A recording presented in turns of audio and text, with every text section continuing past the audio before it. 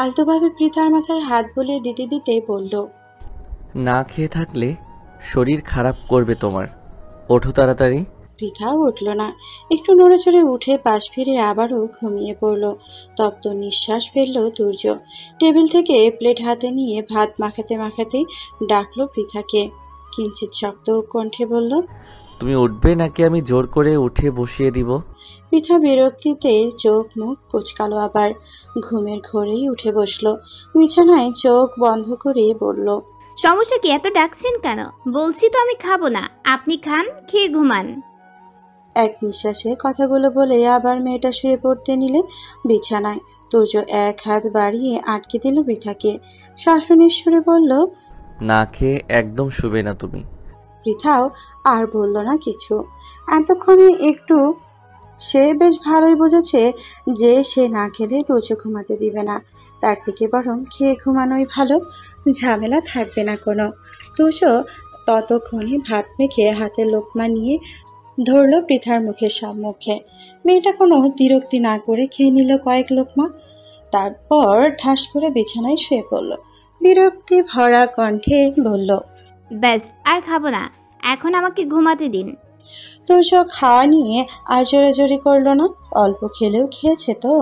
Table থেকে এক glass পানি তুলে সে আবার ডাকলো পৃথাকে। বলল, পানি খেয়ে ঘুমাও বউ। পৃথা আদশোয়া হয়ে বসলো। স্বামীর হাতে থেকেই একটু পানি পান করে আবারও শুয়ে পড়ল। তুর্য হাসলো ওষ্ঠ প্রসারিত করে। বউটা তার ভীষণ ঘুম কাতুরে। এতক্ষণ যদি তাকে নিয়ে কেউ এভাবে টানাটানি করত, ঘুম সেই প্রথম দিকেই হয়ে যেত। তুর্য আবারও হাসলো। হাত বাড়িয়ে মুছে দিল পৃথার মুখ। অতঃপর নিজেও খেতে শুরু করলো ওই প্লেট থেকেই।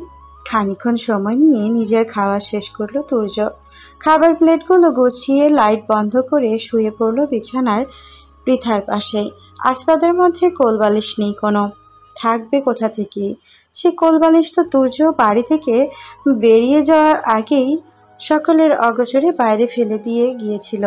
কিন্তু এখন যেন কেন তার মনে হচ্ছে কোলবালিশটা থাকলেই ভালো হতো।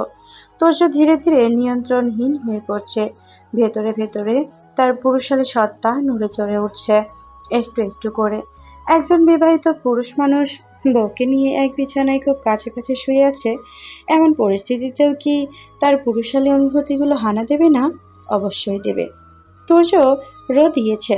যদিও একটা সামান্য কোলবালিশ কখনো তার পুরুষালী সত্তাকে বেঁধে রাখতে পারতো না, কিন্তু মনকে তো বোঝ দিতে পারতো। এটা বলে যে বউ তাদের মধ্যে প্রাচীর তুলে দিয়েছে, এই প্রাচীরের ওই পাশে যাওয়া তার বারণ। তুর্যের ভাবনা চিন্তার মধ্যে পৃথা ঘুমের ঘরে এগিয়ে এলো তুর্যের পানে। নিজের এক হাত দ্বারা জড়িয়ে ধরল তুর্যের বেকাবু শরীরখানা। শিউরে উঠল ছেলেটা। সারা শরীর যেন বিদ্যুৎ খেলে গেল মুহূর্তেই। এমনিতেই এতক্ষণ নিজের ভিতরকার পুরুষালী সত্তার অনুভূতি অসহায় ছিল, সে এর মধ্যে আবারও বউয়ের স্পর্শ। পৃথার শরীরটা একদম লেগে আসছে তুর্যের শরীরের সাথে। মেয়েটার প্রতিটি ভারী নিঃশ্বাস জাগিয়ে তুলেছে তুর্যের শরীরে লোমকূপগুলো। কি একটা অবস্থা! তুর্যের দম যেন বন্ধ হয়ে আসতে চাইছে। জাপটে ধরতে ইচ্ছে করছে পৃথার নরম দেহটা। মেয়েটার শরীরের প্রতিটা ভাঁজে ভাঁজে নিজের স্পর্শ এঁকে দিতে ইচ্ছে করছে।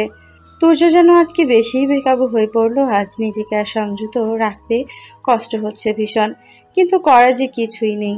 তাকে নিজেকে সংযত রাখতে হবে। এই মুহূর্তে অনুভূতির জোয়ারে ভেসে গিয়ে পৃথার সাথে জোর জবরদস্তি করলে তার সম্পর্কের অবনতি বই উন্নতি হবে না। মেয়েটার মনে তুর্য সম্পর্কে বাজে ধারণা সৃষ্টি হবে। আজকে এক রাতের জন্য নিয়ন্ত্রণহীন হয়ে পড়লে হয়তো পরে দেখা যাবে কখনো তাকে মেনেই নিতে পারল না পৃথা। তপ্ত নিঃশ্বাস ফেলল তুর্য। নিজের শরীর থেকে পৃথার হাতটা সরিয়ে দিয়ে খুব সাবধানে নেমে পড়ল বিছানা থেকে। নিঃশব্দে গিয়ে দাঁড়ালো বারান্দায়। জোরে জোরে কয়েকটা নিঃশ্বাস নিয়ে নিজেকে ধাতস্থ করার চেষ্টা চালালো। পৃথাকে ছেড়ে এখনো ভালো লাগছে না, মানসিক শান্তি পাচ্ছে না, নিজেকে অসহায় লাগছে। এত বছর এত অপেক্ষার পর পৃথাকে কাছে পেয়েও দূরে থাকতে ইচ্ছে হচ্ছে না। কি এক যন্ত্রণার মধ্যে আবদ্ধ হয়ে পড়েছে তুর্য। না পারছে সইতে আর না পারছে মুখ ফুটে বলতে। তুর্য বারান্দায়ও থাকতে পারছে না। অল্প সময়ের মধ্যেই আবারও বিছানায় চলে এলো, শুয়ে পড়ল পৃথার পাশে। মেয়েটার পানি মুখ ফিরিয়ে অসহায় কণ্ঠে বলল, এত কেন পোড়াচ্ছ আমাকে বউ? ওই 7 বছরের জন্য, যে 7টা বছরে তোমার কোনো অনুভূতি ছিল না। ওই 7 বছর তো তোমার কোনো কষ্ট হয়নি, কারণ তুমি জানতেই না আমাদের বিয়ের কথা। জেনেছ মাত্র কয়েকদিন আগে। সেই কয়েকদিন আগে জেনেই দীর্ঘ 7 বছরের জন্য অভিমান করে বসলে, অথচ আমি তো পুরো 7টা বছরই তোমার জন্য ছটফটিয়ে কাটিয়েছি। নিজের সাথে নিজে যুদ্ধ করেছি, তোমাকে পাওয়ার অপেক্ষায় প্রহর গুনেছি, কিন্তু শেষ অবধি কেউ আমাকে বুঝল না, এমনকি তুমিও বুঝলে না। আমাকে তোমরা কেন বুঝলে না বউ? ওপাশ থেকে উত্তর এলো না কোনো। আসবি কিভাবে? পৃথা তো ঘুমোচ্ছে, গভীর ঘুমে নিমজ্জিত সে। তুর্যের বলা কোনো কথাই তো কর্ণে পৌঁছায়নি তার। আচ্ছা, মেয়েটা যদি এর মধ্যে তুর্যের এই কাতর কণ্ঠের বাক্যগুলো শুনতো, তারপরেও কি অভিমান নিয়ে বসে থাকতে পারতো? হয়তো পারতো, আবার হয়তো পারতো না। তপ্ত নিঃশ্বাস ফেলল তুর্য, একটু এগিয়ে পৃথাকে জড়িয়ে নিল নিজের সাথে। হৃদয়ে স্থান পাওয়া অনুভূতির সাথে হাজারটা যুদ্ধে লড়াই করতে করতেই দুই চোখ বন্ধ করলো ছেলেটা। সকালের আলো ফুটেছে চারিদিকে, সূর্যটা ধীরে ধীরে নিজের উজ্জ্বলতা ছড়িয়ে দিতে শুরু করেছে। রাতের নিস্তব্ধতায় ঘেরা শহরটা ধীরে ধীরে তার বাস্তবময় পরিচিত রূপে ফিরে এসেছে। চারিদিকের কোলাহল ধ্বনিতেই ঘুমটা ভেঙে গেল পৃথার। একটু নড়েচড়ে উঠতেই নিজেকে আবিষ্কার করলো কারো শক্তপোক্ত পুরুষালী বাহুবন্ধনে। পিটপিট করে চোখ খুলল পৃথা। চোখের সম্মুখে দেখতে পেল তুর্যের ঘুমন্ত মুখশ্রী। ছেলেটা কেমন আষ্টে পৃষ্ঠে তাকে জড়িয়ে ধরে ঘুমিয়ে রয়েছে। তাকে মুহূর্তেই দুজনের চোখ থমকে গেল পুরোপুরিভাবে। ঘুম উধাও হয়ে গেল মেয়েটার। ছিটকে দূরে সরে গেল পৃথা, ঝাঝালো কণ্ঠে বলল, আপনি আমার এত কাছে কেন? আর কোন সাহসে আমাকে জড়িয়ে ধরেছেন, ব্রিটিশ অসভ্য পুরুষ? পৃথার আকস্মিক ধাক্কায় হকচকিয়ে উঠল তুর্য। হুড়মুড়িয়ে বিছানায় উঠে বসল সে, কিন্তু পরক্ষণেই সকাল সকাল নিজের বউয়ের মুখ থেকে এমন ঝাঁঝালো বাক্য কর্ণে পৌঁছাতে বিরক্ত হলো। সারা রাত কতটা যন্ত্রণায় সে কাটিয়েছে, তবুও কোনো প্রকার জোর করেনি বউকে। উল্টা নিজেকে নিয়ন্ত্রণ করেছে, অথচ সকাল সকাল কিনা সেই বউ একটু জড়িয়ে ধরার জন্য চোটপাট দেখাচ্ছে। বিরক্তিতে নাক মুখ কুঁচকালো তুর্য, অতঃপর বলল, আমি জড়িয়ে ধরিনি, বরং তুমি জড়িয়ে ধরেছ। তাকিয়ে দেখো, আমি আমার স্থানেই আছি, উল্টো তুমি তোমার স্থান থেকে সরে এসেছো। সেই গাড়ির মতো যুক্তি।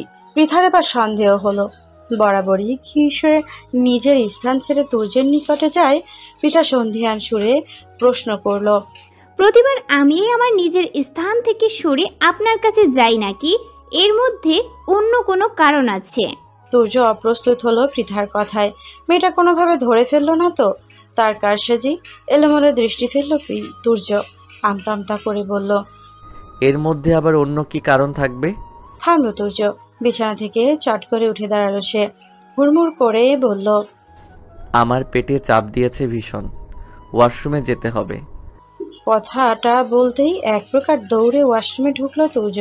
পৃথার দৃষ্টি তীক্ষ্ণ হলো, ধারালো দৃষ্টিতে এসে চেয়ে রইল তুর্যের চলে যাওয়ার পানে। পৃথা ফ্রেশ হয়ে কক্ষ থেকে বেরিয়েছে অনেক আগেই। ইতোমধ্যে সকালের সাথে খাবার টেবিলেও বসে পড়েছে সে। তুর্য কিছু সময়ের মধ্যেই একদম স্যুট বুট পরে বেরিয়ে এলো কক্ষ থেকে। গলা বাড়িয়ে বলল, আমি বাইরে যাচ্ছি, কাজ আছে অনেক। তাহমিনা বেগম সাথে সাথেই কপালে ভাঁজ ফেললেন।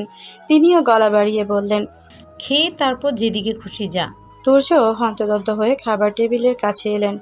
পৃথার প্লেট থেকে একটা শুকনো পাউরুটি তুলে মুখে পুরল।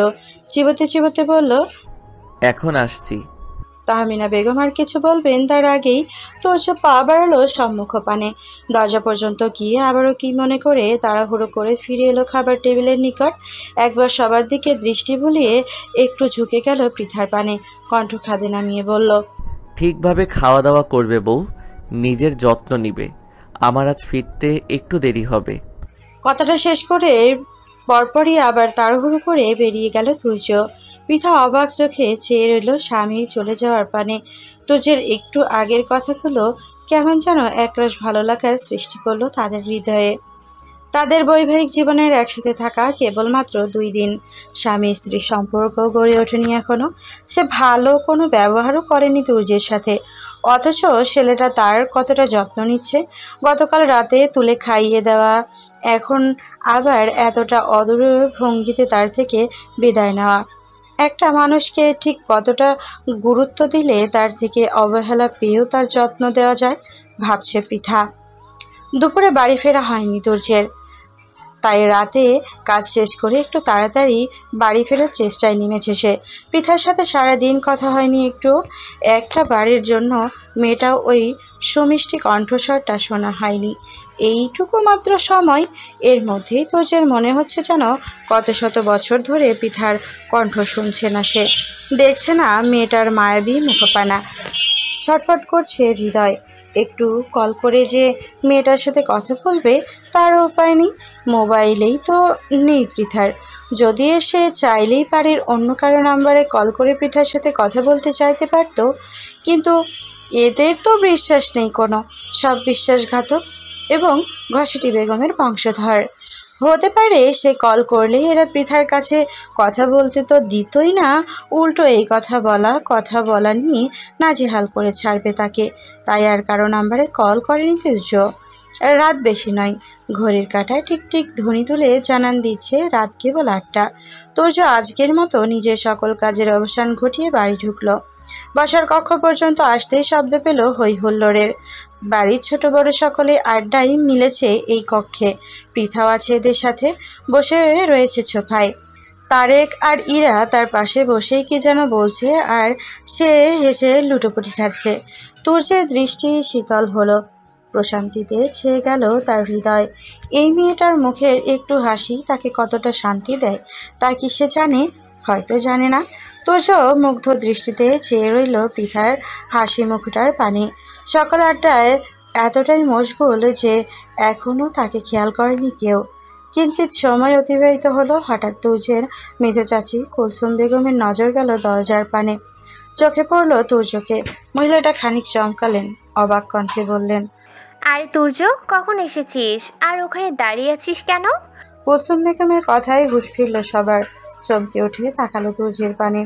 কুলসুম বেগম উঠে দাঁড়ালেন ব্যস্ত ভঙ্গিতে, আবার বলল, দুপুর গড়িয়ে রাতে ফিরেছিস? খাওয়া দাওয়া ঠিক মতো হয়েছে তো? তুই ফ্রেশ হয়ে আয় তাড়াতাড়ি, আমি খেতে দিচ্ছি। তুর্য হাসলো কুলসুম বেগমের তাড়াহুড়ো দেখে, অতঃপর স্বাভাবিক কণ্ঠে বলল, আপনি ব্যস্ত হবেন না মেজো চাচি, আমি দুপুরে খেয়েছি, এরপর রাতের খাবারটা আপনাদের সাথেই খাবো। কণ্ঠে তোলা ধ্বনিগুলোর সমাপ্তি ঘটিয়ে তুর্য আর দাঁড়ালো না এই স্থানে। লম্বা লম্বা পা ফেলে চলে গেল নিজের কক্ষে। সারাদিনের দৌড়ঝাঁপে শরীরটা ম্যাচ ম্যাচ করছে ভীষণ। এই মুহূর্তে একটু গোসল না করলেই নয়। তুর্য দেরি করলো না। কক্ষে ঢুকতেই আলমারি থেকে নিজের জামা কাপড় নিয়ে ঢুকলো ওয়াশরুমে। বেশ কিছুটা সময় নিয়ে গোসল সেরে এসে বেরিয়ে এলো বাইরে। গলায় ঝুলানো তোয়ালে দাঁড়া মাথা মুছতে মুছতে তাকালো কক্ষের আনাচে কানাচে। ভ্রু কুঁচকে এলো তুর্যের। পৃথা এখনো আসেনি এই কক্ষে। তুর্য ভেবেছিল তাকে দেখেই পৃথা এখানে আসবে, আর যদি নাও আসতে চায় তবে বাড়ির লোকেরা জোর করে পাঠিয়ে দেবে, কিন্তু তারা তা করেনি। তুর্য দাঁতে দাঁত চাপলো, বিড়বিড়িয়ে বলল, বিশ্বাসঘাতকের দল সব। এরা না আমি সেদিন বিয়ের আসর ত্যাগ করার পর আমার বউকে ধরে রাখতে পেরেছে, আর না এখন ঘরে পাঠাচ্ছে।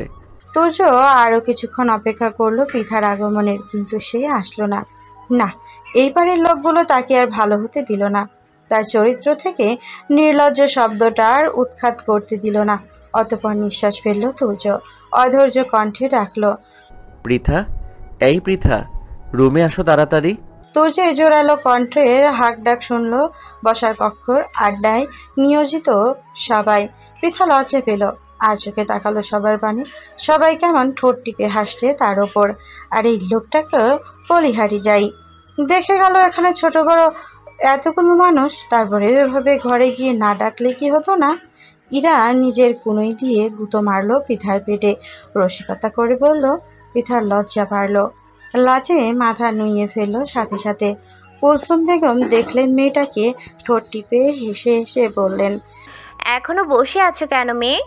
যাও গিয়ে দেখো তোমার স্বামী তোমাকে ডেকে ডেকে আমাদের কানে পোকা মারছে কেন। পৃথার এলোমেলো দৃষ্টি ফেলল। ইরা কি লজ্জাটাই না দিচ্ছে তাকে? এখানে থাকলে হয়তো আরো লজ্জা দেবে। তার থেকে পৃথার এখান থেকে যাওয়াটাই ভালো হতো। মেয়েটা হাঁসফাঁস করে উঠে দাঁড়ালো। লজ্জালু ভঙ্গিতে সম্মুখপানে পা বাড়াতেই সাথী বেগম একটা গ্লাস হাতে এসে দাঁড়ালেন পৃথার নিকটে। মেয়েটার হাতে গ্লাসটা ধরিয়ে দিয়ে বললেন, এটা নিয়ে যাও, ঠান্ডা শরবত। সারাদিন পর ছেলেটা বাড়ি ফিরেছে, শরীরটা নিশ্চয়ই ক্লান্ত, এটা খেলে একটু ভালো লাগবে। পৃথা বিরক্তি করল না, হালকা করে মাথা ঝাঁকিয়ে শরবতের গ্লাসটা নিয়ে গেল কক্ষের পানে। কিন্তু কক্ষে ঢুকেই নিজের ভোল বদলালো পৃথা। চড়া গলায় তোর্যকে বলল। এভাবে সারের মতো চেঁচাচ্ছেন কেন? কি হয়েছে? তোর্য ঠোঁট উল্টালো, বাচ্চাদের মতো বলল, তোমাকে ভীষণ মিস করছিলাম তো, একদম চাতক পাখির ন্যায়। পৃথা তীক্ষ্ণ দৃষ্টিতে তাকালো তোর্যের পানে, তবে উত্তর দিল না কোনো। এই লোকটার কথায় উত্তর দেওয়ার মানে আরেকটা অসভ্য মার্কা কথা বলার সুযোগ করে দেওয়া। পৃথা নিজের হাতে ধরে থাকা শরবতের গ্লাসটা এগিয়ে দিল তোর্যের পানে। স্বাভাবিক কণ্ঠেই বলল, ছোট চাচির ঠান্ডা শরবত পাঠিয়েছে, খেয়ে নিন তাড়াতাড়ি। তোর্য হাত বাড়িয়ে পৃথার হাত থেকে নিল শরবতের গ্লাসটা। এক চুমুক গ্লাস খালি করেই রাখলো পাশের টেবিলে। অতঃপর বিছানার ওপর থেকে একটা মোবাইল বক্স তুলে এনে বাড়িয়ে দিল পৃথার পানে। ঠান্ডা কণ্ঠে বলল, এটা তোমার। পৃথার চোখ দুটো চকচক করে উঠল। ছো মেরে সে মোবাইল তুলে নিল তোর্যের হাত থেকে। অবিশ্বাস্য কণ্ঠে বলল, সত্যি? তোর্য হাসলো, অভয় দিয়ে বলল, একদম 3 সত্যি। পৃথার আনন্দ আর দেখে সে মোবাইলটা নিয়ে উৎফুল্ল হয়ে বসলো বিছানায়। বক্স খুলে বের করলো মোবাইলটা। বেশ দামি মনে হচ্ছে। পৃথা উল্টে পাল্টে দেখতে শুরু করলো মোবাইলটা। তোর্য নিঃশব্দে বসলো তার পাশে। হুট করেই বলল, পরিবারের সাথে কথা বলবে? পৃথার হৃদয় ভারী হলো। ওষ্ঠে স্থান পাওয়া হাসিটা উবে গেল মুহূর্তে। ভীষণভাবে মনে পড়লো বাবা মা এবং ভাইদের কথা। তারা কেমন আছে এখন? তার কথা কি মনে পড়েছে? পৃথার ভীষণ ইচ্ছে করলো বাবা মা এবং ভাইদের সাথে কথা বলতে, কিন্তু তার অভিমানীরা তাকে বাধা দিয়ে রেখেছে। কিভাবে পারলো তার পরিবার তার সাথে এত বড় একটা অন্যায় করতে? একটু ভাবলো না তার কথা? তাদের কাছে মেয়ের থেকে সম্পর্কের রক্ষাটা কি খুব বেশি বড় হয়ে গিয়েছিল? পৃথার চোখ মুখ শক্ত হয়ে উঠল। শক্ত কণ্ঠেই বলল, না, এখনো অভিমান করে আছো পরিবারের উপর? আমার কারো উপর কোনো অভিমান নেই। তোর্য একটু গা ঘেঁষে বসলো। পৃথার নমনীয় কণ্ঠে বলল, পরিবার যতই ভুল করুক না কেন, তারা তোমার পরিবার পৃথা। তারা তোমাকে লালন পালন করে বড় করেছে। তারা যদি না থাকতো কখনোই তুমি এত সুন্দর একটা জীবন পেতে না। হ্যাঁ, মানছি তাদের একটা ভুল হয়েছে, কিন্তু তাই বলে তুমি পরিবারের দিক থেকে মুখ ফিরিয়ে নিবে? জন্ম থেকে এই 17টা বছর তুমি কিন্তু তাদের কাছেই ছিলে পৃথা। এই 17 বছরে কি তুমি তাদের সাথে কোনো ভুল করনি? অবশ্যই করেছ, কিন্তু তারা কি সেই ভুলের জন্য তোমার দিক থেকে মুখ ফিরিয়ে নিয়েছে? তোমাকে কি পরিবার থেকে বিতাড়িত করেছে? করেনি, বরং তোমাকে মাফ করে ভালোবেসে পরিবারের একটা গুরুত্বপূর্ণ অংশ করে রেখেছে। থামলো তোর্য, আবার বলল, শুনেছি প্রসবকালীন সময়ে একজন মা শরীরের 20টি হাড় ভাঙার সমান ব্যথা সহ্য করেন, যা পৃথিবীর কষ্টকর ব্যথাগুলোর একটি। প্রসব ব্যথার সঙ্গে আর কোনো ব্যথার তুলনা হয় না। সেই ব্যথা সহ্য করে তোমার মা তোমাকে পৃথিবীর আলো দেখিয়েছে, নিজের জীবনের ঝুঁকি নিয়ে তোমাকে জীবন দিয়েছে। অথচ আজ তোমার জীবনের একটা সিদ্ধান্ত নেওয়ার জন্য তুমি তার দিক থেকে মুখ ফিরিয়ে নিতে চাইছো। হ্যাঁ, আমি তারপরও মানছি তাদের ভুল আছে, অন্যায় আছে। সমাজের আইন বা মানবাধিকারের মতে তারা তোমার জীবনের সিদ্ধান্ত নেওয়ার অধিকার রাখে না। তবুও হয়ে গেছে একটা ভুল, তাই বলে তুমি তো একদম পরিবার ছেড়ে দিতে পারো না। তাদের একটা অন্যায়ের জন্য তোমার প্রতি তাদের সারা জীবনের অবদান ভুলে যেতে পারে না। পৃথা মনোযোগ দিয়ে শুনল তোর্যের সব কথা। নিজের ভুলগুলো বুঝতে পারল। সত্যিই তো, অভিমানের বশে পরিবার ছেড়ে দিতে পারে না সে। অথচ পৃথা পরিবার ছেড়েই এখানে এসেছে। মেয়েটার চোখের সম্মুখে ধীরে ধীরে ভেসে উঠল, শুরু করলো পরিবারের সাথে কাটানো মুহূর্তগুলো। হাসি কান্না মিলে কত মুহূর্ত, বাবার কাঁধে চড়া, ভাইদের সাথে দুষ্টমি, মায়ের আঁচল ধরে ঘোরা। এই তো সেদিনও বাবা কি যত্ন করে ভাত খাইয়ে দিল, অথচ আজ তারা কোথায়? আঁখি পল্লব ভারী হলো পৃথার। হুট করেই হু হু করে কেঁদে উঠল মেয়েটা। তুর্য নিজের এক হাত বাড়িয়ে পৃথাকে আগলে নিল নিজের পক্ষের সাথে, সান্ত্বনা দিয়ে বলল, কান্না থামিয়ে বাড়িতে কল করো। পৃথা কান্না থামলো। তুর্যের বুক থেকে উঠে সোজা হয়ে বসলো। মোবাইল ঘেটে পলাশ শিকদারের নাম্বারটা তুললো স্ক্রিনে। অতঃপর নিজের নতুন মোবাইল থেকে প্রথম কলটা তার বাবাকেই করলো। একটু সময় রিং হতেই কলটা ধরলেন পলাশ শিকদার। ভারী কণ্ঠে বললেন, আসসালামু আলাইকুম, কে বলছেন? পৃথার গলা ধরে এলো। মনে হচ্ছে যেন কত বছর পর তার বাবার কণ্ঠস্বর শুনছে সে। যে বাবাকে চোখে হারাতো, সেই বাবার সাথে গোটা 2টা দিন কথা হয়নি। অনেক কষ্টে নিজের কান্না দমন করলো পৃথা। অস্ফুট স্বরে বলল, বাবা। চমকে উঠলেন পলাশ শিকদার। আঁখিধয় ভরে উঠল পৌর লোকটার। পৃথা কল করেছে তাকে। অবশেষে তাহলে মেয়ের অভিমান ভাঙল। পলাশ শিকদার সামলে নিলেন নিজেকে, নমনীয় কণ্ঠে বললেন, অবশেষে তাহলে আমার মেয়েটার কথা মনে পড়লো। কেমন আছিস মা? আলহামদুলিল্লাহ ভালো। তুমি কেমন আছো বাবা? আর মা ভাইয়ারা তারা কেমন আছে? পলাশ শিকদার উত্তর দিবেন তার আগেই শোনা গেল সুফিয়া বেগমের কণ্ঠস্বর। উনি পাশেই ছিলেন স্বামীর। মেয়ের কল করেছে শুনে আর ধরে রাখতে পারেনি নিজেকে। এক প্রকার পলাশ শিকদারের থেকে মোবাইলটা ছিনিয়ে নিয়ে ধরল নিজের কানে। ভেজা কণ্ঠে বলল, কেমন আছিস মা? কেন আমাকে এভাবে ছেড়ে চলে গেলি? এত অভিমান তোর? পৃথা কানে মোবাইল নিয়েই তাকালো তুর্যের পানে। অপরাধী কণ্ঠে মাকে বলল, সরি মা। ব্যাস, শুরু হয়ে গেল 2 মা মেয়ের কথোপকথন। এইখানে আর কারো স্থান নেই। খুঁটিনাটি পানি খাওয়া থেকে ওয়াশরুম সবকিছুর বর্ণনায় নামলো তারা। তুর্য হতাশ হলো। কোথায় সারাদিন কাজ করে এসে 2 দণ্ড বউয়ের সাথে কথা বলবে? হোক ঝগড়া, তা না, বউ এখন তার শ্বশুর বাড়ির সাথে কথা বলতে ব্যস্ত। কেন যে এই সময় এসে পরিবারের সাথে কথা বলার কথা তুললো কে জানে। কাল কাজে বের হওয়ার আগে বলে যেত কথা বলতে। সেও কাজে থাকতো আর পৃথাও পরিবারের সাথে কথা বলতো। তা না, এখন শুরু করেছে। ওই কথাই আছে না, চোর পালালে বুদ্ধি বাড়ে। তোজের এখন বুদ্ধি বাড়ছে, যার কোনো লাভ নেই। সময় প্রবহমান, সে বয়ে চলেছে নিজের গতিতে। এরই মধ্যে কেটে গেছে বেশ কয়েকটা দিন। যদিও এই কয়দিনে তুর্য আর পৃথার সম্পর্কের উন্নতি হয়নি তেমন। তুর্য নিজের কাজের জন্য দিনের বেশিরভাগ সময়ই বাড়ির বাইরে ছিল। শুধুমাত্র রাতে সে, তাও পৃথার ঘুমানোর পর। মাঝে মধ্যে পৃথা বিরক্ত করেনি, আর না খেয়ে ঘুমালে বিরক্ত করেছে। এইটুকুই তাদের সাক্ষাৎ। মোবাইল একটা কিনে দিলেও তুর্যের সময়ের অভাবে দুজনের কথা হয়নি তেমন। তবে এইসব কিছুর মধ্যে তুর্য একটা ভালো কাজ করেছে। তা হলো পৃথাকে রাজশাহী কলেজ থেকে এখানে কলেজে ট্রান্সফার করিয়ে এনেছে। এখানকার কলেজে ভর্তি করিয়ে দিয়েছে মেয়েটাকে। পৃথা কলেজে ক্লাস করা শুরু করে দিয়েছে ইতিমধ্যে। এমনি এই বিয়ের মান অভিমান সময় চলে গিয়েছে অনেকটা। পড়াশোনাতেও অনেক পিছিয়ে পড়েছে। সামনে এইচএসসি, এখনও যদি গাফিলতি করে তবে পরীক্ষায় ফেল করতে হবে নির্ঘাত। ইরা পৃথার কলেজে একই ক্লাসে পড়ে, শুধুমাত্র তাদের বিষয় আলাদা। তাই কলেজে যেতে কিংবা নতুন পরিবেশে মানিয়ে নিতে ততটা অসুবিধা হয়নি পৃথার। ক্লাস করা ব্যতীত 2 ননদ ভাবি সর্বদা একই সাথে সময় কাটিয়েছে। ইরা তার পরিচিত অনেকের সাথেই পরিচয় করিয়ে দিয়েছে পৃথার। সবটা মিলিয়ে নতুন পরিবেশও সে বেশ ভালোই আছে। তবে ইদানিং তুর্যটা দূরে দূরে থাকছে পৃথার। গভীর রাত ছাড়া আর দেখাই পাওয়া যায় না। সারাক্ষণ খুব কাজ আর কাজ। এত কি কাজ করে জানা নেই পৃথার। যতদূর জানে সে বাড়ির ব্যবসার কাছেই যুক্ত। কিন্তু ব্যবসার কাজ তো বাড়িতে বাবা, চাচা, ভাইয়েরাও করে। তাদের তো এত চাপ নেই। তারা দুপুরে আসে, আবার রাতেও তাড়াতাড়ি আসে। তাহলে তুর্যের এত কি কাজ?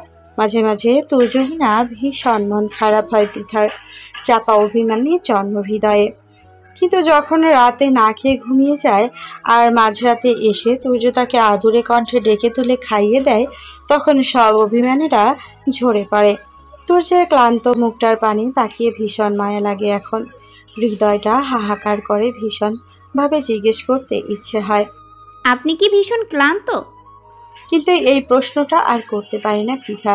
নিজের ভিতরকার অস্তিত্ব বোধ মনের প্রশ্ন মনেই রয়ে যায়। তবে পৃথা আজ ঘুমোয়নি, অপেক্ষা করে রয়েছে তুর্যের আশার।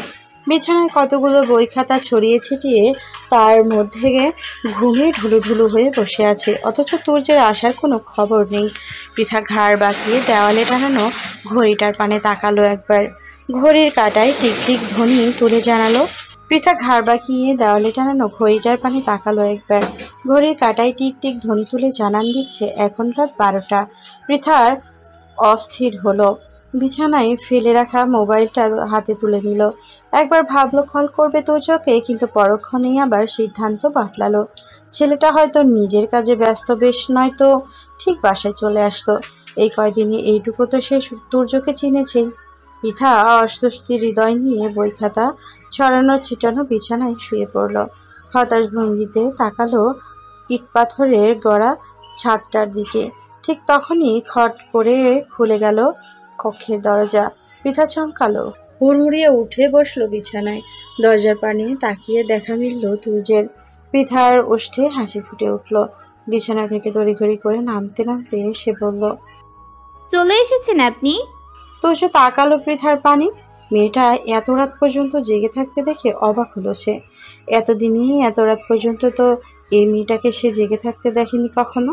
তুর্য ভ্রু কুচকালো, বিছানার পানি এগিয়ে যেতে যেতে বলল, আজ ঘুমাওনি এখনো? এত রাত অবধি বসে আছো কেন? পৃথা অপ্রস্তুত হলো। আপনার জন্যই অপেক্ষা করছিলাম। কথাটা বলতে গিয়েও আটকে গেল। কেমন একটা অস্বস্তি লাগছে তার। এলোমেলো দৃষ্টি ফেললো পৃথা। সত্যিটা চেপে গিয়ে বলল, ঘুম আসছিল না তাই। তুর্য আর খাটল না পৃথাকে। বাহিরের পোশাক শরীরে জড়ানো অবস্থাতেই শটান হয়ে শুয়ে পড়ল বিছানায়। পৃথা ভরকে গেল প্রথমে, তবে পরপরই জ্বলে উঠল আবার। বাহিরের ঘর্মাক্ত ধুলোবালিময় পোশাক পরে এভাবে তার পরিষ্কার বিছানায় লোকটা শুয়ে পড়ল। পৃথা তীক্ষ্ণ দৃষ্টিতে তাকালো তুর্যের পানে, ঝাঁঝালো কণ্ঠে বলল, একে আপনি বাহিরের বাসি পোশাকে শুয়ে পড়লেন কেন? উঠুন, ফ্রেশ হয়ে আসুন তাড়াতাড়ি। তুর্য উঠল না, নাক মুখ কুঁচকে বলল, অনেক ধকল গেছে আজ আমার উপর থেকে, একটু বিশ্রাম নিতে তো দাও। পৃথা শুনল না তুর্যের কোনো কথা। ছেলেটার এক হাত টেনে বসিয়ে দিল বিছানায়। চড়া গলায় বলল, আগে ফ্রেশ হয়ে আসুন, তারপর বিশ্রাম নেবেন যান। তুর্য বিরক্ত হলো ভীষণ। শরীরটা ম্যাজ ম্যাজ করছে, একটু শুয়ে বিশ্রাম নিতে। তা না, এই মেয়েটা আজ জেগে আছে কেন কে জানে। জেগে না থাকলে সে একটু বিশ্রাম নিতে পারত। তুর্য একরাশ বিরক্তি নিয়ে উঠে দাঁড়ালো বিছানা থেকে। নাক মুখ কুচকে বাড়ির পোশাক নিয়ে ঢুকলো ওয়াশরুমে ফ্রেশ হতে। বেশ অনেকটা সময় নিয়ে গোসল সেরে তুর্য বেরিয়ে এলো বাইরে। সম্মুখে তাকিয়ে অবাক হলো সে। পৃথা বিছানা থেকে বই খাতা গুছিয়ে খাবারের প্লেট নিয়ে বসে আছে সেখানে। এই দৃশ্য বিশ্বাস করতে যেন কষ্ট হলো তুর্যের। সে ভুল দেখছে না তো? যে মেয়ে তাকে পাত্তা দেয় না, ভালোভাবে একটু কথা বলে না, সবসময় চড়া মেজাজে বসে থাকে, সে কি না আজ তার জন্য খাবার নিয়ে বসে আছে? আশ্চর্য। তুর্য চোখ বন্ধ করে আবার খুলল। না, ভুল দেখছে না সে। সত্যি পৃথা খাবার নিয়ে বসে আছে তার জন্য। তুর্য এগিয়ে গেল বিছানার পানে, অবিশ্বাস্য কণ্ঠে বলল, তুমি আমার জন্য খাবার এনেছো? পৃথা অপ্রস্তুত হলো, আবারও আমতা আমতা করে বলল, তা তো প্রতিদিনই আনি, শুধুমাত্র প্রতিদিন ঘুমিয়ে থাকি আর আজ জেগে আছি, এইটুকুই পার্থক্য। তুর্য আর কথা পারল না। তার বউ যে তার জন্য খাবার নিয়ে এসেছে এই তো অনেক। এরপর আবার বেশি কিছু বলতে গেলে দেখা যাবে এইটুকু যত্ন কপালে জুটবে না। তুর্য বসে পড়ল বিছানায়, খাবার প্লেটে হাতে নিয়ে বলল, পাশে বসো, খাইয়ে দিচ্ছি তোমাকে। পৃথা খায়নি, তুর্যের জন্যই বসে ছিল এতক্ষণ। এই কদিন তুর্যের হাতে খেতে খেতে তার হাতে খাওয়াটা কেমন একটা বদ অভ্যাসে পরিণত হয়ে গেছে পৃথার। কিন্তু এই মুহূর্তে এসে ভেতরে ভেতরে একটা অস্বস্তি বোধ হচ্ছে ভীষণভাবে। এই কয়দিনে তো তুর্য তাকে ঘুমের মধ্যে খাইয়ে দিয়েছে, তাই তেমন কোনো অনুভূতি উপস্থিতই টের পায়নি হৃদয়ে। কিন্তু আজ তো জেগে আছে, কেমন একটা লাগছে ভেতরে ভেতরে। একটু লজ্জা, একটু অস্বস্তি বোধ আর একটু ভালো লাগা, সব মিলিয়ে মিশ্র এক অনুভূতির আভাস পাচ্ছে নিজ হৃদয়ে। পৃথার চোখ মুখ ঘুরিয়ে এদিক ওদিক তাকালো, কণ্ঠ স্বাভাবিক রাখার চেষ্টা চালিয়েই বলল, আমি খেয়েছি, আপনি খেয়ে নিন এখন। তুর্য শীতল দৃষ্টিতে তাকালো পৃথার পানে, ঠান্ডা কণ্ঠে বলল, তোমার মুখ দেখলেই তোমার পেটের খবর আমার কাছে চলে আসে। পাশে বসো, খাইয়ে দিচ্ছি। পৃথা অবাক হলো। আনমনি মুখে হাত চলে গেল মেয়েটার। তার মুখে কি লেখা আছে সে যে খায়নি, অপেক্ষা করে বসে আছে? আয়নায় দেখতে হচ্ছে তো বিষয়টা। পৃথার ভাবনার মধ্যে তুর্য মৃদু কণ্ঠে ধমকে উঠল তাকে, ভারী স্বরে বলল, কি হলো, বসো। পৃথা আর দ্বিরুক্তি করল না। এত রাত পর্যন্ত বসে থাকতে থাকতে পেট ক্ষুধায় লাল বাতি জ্বলতে শুরু করেছে। এই লাল বাতির যন্ত্রণা থেকে অস্বস্তি বোধ উপেক্ষা করে খেয়ে নেওয়াই ভালো। পৃথা বসে পড়ল তুর্যের পাশে। তুর্য সময় নিল না। মেয়েটা বসতেই ছোট্ট ছোট্ট লোকমা করে তুলে দিতে শুরু করলো তার মুখে, আর সাথে সাথে নিজেও খেতে শুরু করলো তৃপ্তি নিয়ে। বেশ কিছুটা সময় নিয়ে দুজনেই খাওয়া শেষ করলো। অতঃপর দুই দিকে দুজনের মুখ ঘুরিয়ে শুয়ে পড়লো বিছানায়। কিন্তু আজ কেন যেন পৃথা অন্যদিকে মুখ ঘুরিয়ে শুয়ে থাকতে পারল না। অল্প সময়ের ব্যবধানে সে ঘুরে গিয়ে তাকালো তুর্যের পানে। মায়া হলো ভীষণ। লোকটা নিশ্চয়ই খুব ক্লান্ত। তখন কেমন এসেই শুয়ে পড়ল। এতদিন করতে চাওয়া প্রশ্নটা আর নিজের ভেতরে চেপে রাখতে পারল না পৃথা। হুট করেই বলে ফেলল, আপনার কি খুব বেশি ক্লান্ত লাগছে? তুর্য অন্যদিকে মুখ করেই জবাব দিল, ঠিক ক্লান্ত না, তবে সারাদিনের কাজকর্মে হাঁপিয়ে উঠেছি ভীষণ, মাথাটাও ধরেছে। পৃথা বিছানায় উঠে বসলো, ইতস্তত করে বলল, আপনার মাথা টিপে দেব আমি, দেখবেন আর মাথা ব্যথা থাকবে না। তুর্য অবাক হলো। তড়িৎ গতিতে সে তাকালো পৃথার পানে। আজ কি হয়েছে মেয়েটার, এতটা খেয়াল রাখছে তার? তবে কি পৃথা সব মেনে নিতে শুরু করেছে? ভেঙে গেছে কি তার অভিমান? তুর্য খানিকটা অবাক সুরেই বলল, সূর্য আজ কোন দিক থেকে উঠেছিল? এত রাত অবধি জেগে আছো, আমার জন্য খাবার আনছো, আবার এখন বলছো মাথা টিপে দিবে। পৃথার কেমন ভালো লাগলো না তুর্যের কথাগুলো। সে কি স্বামীর প্রতি একটু মায়া করে কিছুই করতে পারে না? তাছাড়া আজ যা যা করছে তাতে তার কতটা অস্বস্তি বোধ হয়েছে তা কি জানে তো নাই। উল্টো তার অস্বস্তি বোধটাকে আরো বাড়িয়ে দিতে কতগুলো কথা বলল। পৃথা মাথা নুইয়ে ফেললো, মিনমিনিয়ে কণ্ঠে বলল, ঠিক আছে, দেব না মাথা টিপে। তুর্য এক দণ্ড সময়ও ব্যয় করলো না, তড়িঘড়ি করে মাথা রাখলো পৃথার কোলে। ক্যাবলার মতো হেসে বলল, এই না না, আমি তো মজা করছিলাম একটু, তুমি মাথা টিপে দাও আমার। পৃথার শিওরে উঠল তুর্যের এহেন স্পর্শে। ভেতরে ভেতরে অস্বস্তি বোধ যেন আরো ডানা মিলল। হৃদস্পন্দন বাড়ল দ্রুত। ঢোক গিলল পৃথা। অতঃপর বলল, বালিশ আছে তো? তুর্য শীতল দৃষ্টিতে তাকালো পৃথার পানি, মৃদু কণ্ঠে বলল, তোমার কোলে মাথা রেখে যে শান্তি আমি পাচ্ছি তা ওই নরম তুলতুলে শিমুল তোলার বালিশেও নেই বউ। পৃথা আর বলল না কিছুই। লাজক ভঙ্গিতে নিজের নরম হাত রাখলো স্বামীর মাথায়। আলতো হাতে টিপে দিতে শুরু করলো মাথা। তুর্য পরম আবেশে নিজের চোখ দুটো বন্ধ করে নিল। কিঞ্চিত সময় নিয়ে বলল, তোমার হাত দুটো বেশ নরম বউ। পৃথা লজ্জা পেল, লাজুক হেসে বলল, আর আপনার কপালটা ভীষণ শক্ত। দুপুরে তপ্ত রৌদ্র, চারিদিকে খা খা করছে যেন। সেই রৌদ্রকে মাথায় নিয়ে কলেজের সম্মুখে দাঁড়িয়ে রয়েছে পৃথা এবং ইরা। একটু আগে কলেজ ছুটি হয়েছে তাদের।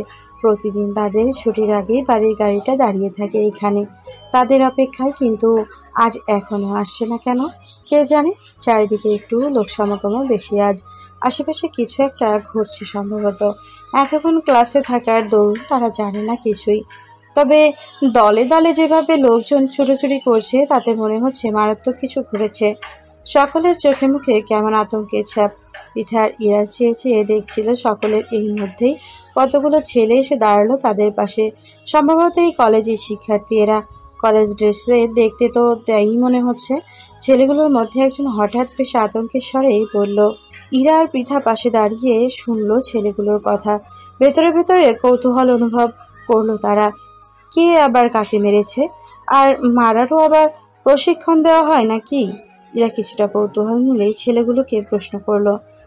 সাথে সাথেই অপরজন বলল। আরুষ শেখ চমকালো। পৃথা এবং ইরা নামটা সাথে সাথেই হানা দিল তাদের মস্তিষ্কে। গোল গোল চোখে তাকালো একে অপরের পানে। কিন্তু পরক্ষণেই দুজনেই হেসে উঠল হু হু করে। কি সব আজগুবি চিন্তা ভাবনা করছে তারা। তারা যে আরুষকে চিনে সে আর এনকাউন্টার, অবিশ্বাস্য ব্যাপার। তুর্যের একটা ধমক খেয়ে প্যান্টে মুতে দেওয়ার মতো অবস্থা হয় আরুষের, আর সে কিনা করবে এনকাউন্টার। মনে হচ্ছে নিজের ভাবনাকে ধিক্কার জানালো দুইজন। পৃথা হাসি থামিয়ে উকি ঝুঁকি মেরে দেখতে চাইল এনকাউন্টার হওয়া স্থানটাকে। তবে জনমানবের অতিরিক্ত ভিড়ে এখান থেকে কিছুই দেখা যাচ্ছে না। পৃথা তাকালো ইরার পানে, অতঃপর বলল। চলো আমরাও ওখানে গিয়ে দেখে আসি। আমি আগে কখনো এত বড় অপরাধী দেখিনি।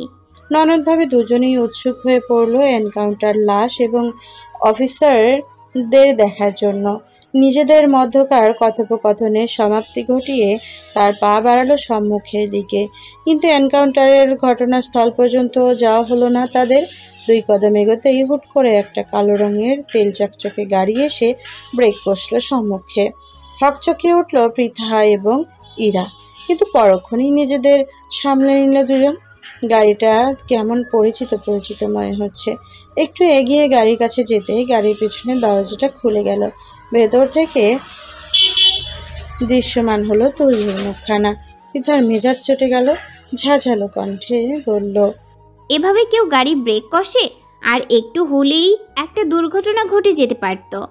তুর্য পাত্তা দিল না। পৃথার কথায় থমথমে কণ্ঠে বলল। বাড়ির গাড়ি আসবে না আজ। ড্রাইভার চাচার কি যেন কাজ আছে, তাই আমি নিতে এসেছি। গাড়িতে উঠে এসো তোমরা। পৃথার আদেশ মোতাবেক ইরা গাড়িতে উঠতে নিলেও পৃথা হাত টেনে থামিয়ে দিয়ে তাকে তুর্যের আদেশে উপেক্ষা করে বলল। আমরা এখন বাড়িতে যাব না। আপনি আমাদের জন্য একটু অপেক্ষা করলে করুন, নয়তো চলে যান। আমি আর ইরা একটু পর ফিরব। তুর্য ভ্রু কুঁচকালো, কপালের ভাঁজ ফেলে প্রশ্ন করল। বাড়ি যাবে না কেন? এখানে তোমাদের কাজ কি এখন? ইরা নিজের জিহবা দ্বারা ওষ্ঠ ভেজালো, ইতস্তত করে বলল। তুর্যের দৃষ্টি তীক্ষ্ণ হলো, থমথমে কণ্ঠে প্রশ্ন করল। আর তাদের দেখে তোদের কি লাভ? আমতা আমতা করলো ইরা, ঢোক গিলল, বলল। তুর্যের কপালে ভাঁজ ফেলল, গম্ভীর কণ্ঠে বলল। কি রকম? কেমন মানে কি? তাদের মানুষ মনে হয় না তোদের কাছে? ইরাও অপ্রস্তুত হলো, জোরপূর্বক হেসেই বলল। এইটুকু বলতেই তাকে থামিয়ে দিল পৃথা। তুর্যের পানে একরাশ বিরক্ত নিয়ে তাকিয়ে বলল। এত পেঁচাচ্ছেন কেন? এতক্ষণে ওখানে গিয়ে সবকিছু দেখে চলে আসতাম। থামলো পৃথা, ইরার পানে তাকিয়ে বলল। চলো তো তাড়াতাড়ি দেখে চলে আসি আবার। বাক্যটা শেষ করেই ইরা হাত ধরে পৃথা আবারও পা বাড়ল সম্মুখ পানে। এমনি তাদের ধমকে উঠল তুর্য, ভৎসনা করে বলল। এনকাউন্টার করে অফিসাররা তোমাদের জন্য এখনো লাশ নিয়ে সেখানে বসে আছে বুঝি? তাদের তো আর কোনো কাজকর্ম নেই, তাই না?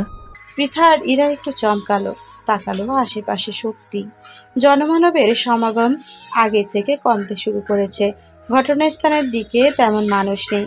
তাহলে কি সত্যি এনকাউন্টার অফিসাররা চলে গিয়েছে? হতাশ হলো 2 ননদ ভাবি। তাদের আর দাগি অপরাধী এবং সুদর্শন অফিসারদের দেখা হলো না। পৃথার তবুও মন মানল না। বিষয়টাতে পুরোপুরি নিশ্চিত হতে আরেকবার তুর্যকে জিজ্ঞেস করলো। তারা সত্যিই লাশ নিয়ে গেছে? আমরা যখন এখানে এসেছি তখনই দেখেছি নিয়ে চলে যেতে। থামলো তুর্য, সম্মুখে ড্রাইভিং সিটে বসা আরশের পানে তাকালো সে। দাঁতে দাঁত চেপে বলল, এরপরও যদি তোমাদের খুব বেশি এনকাউন্টার দেখার শখ হয় তাহলে আমাকে বলতে পারো। সামনে বসা যে ওই আরুষ নামক একটা বলদ দেখছো, ওটাকে এখানে এই মুহূর্তে এনকাউন্টার করে দেখিয়ে দেই তোমাদের। আরুষ বাঁকা ঢোক গিলল পরপর। আজ তুর্য তার কি করবে কে জানে। পৃথা আর ইরাও উকি দিয়ে তাকালো গাড়ির সম্মুখ পানে। এতক্ষণ গাড়ির পেছন অংশে দাঁড়িয়ে দাঁড়িয়ে তুর্যের সাথে বাক্যালাপের দরুন সামনে বসা আরুষকে খেয়ালই করেনি তারা। দুজনের কি তাকাতে তাকাতে ইরা হুট করে ভ্রু কুঁচকালো, প্রশ্ন করলো। তুর্য কটমট করে তাকালো আরুষের পানে, দাঁতে দাঁত চেপেই বলল, আমার শ্রাদ্ধ করতে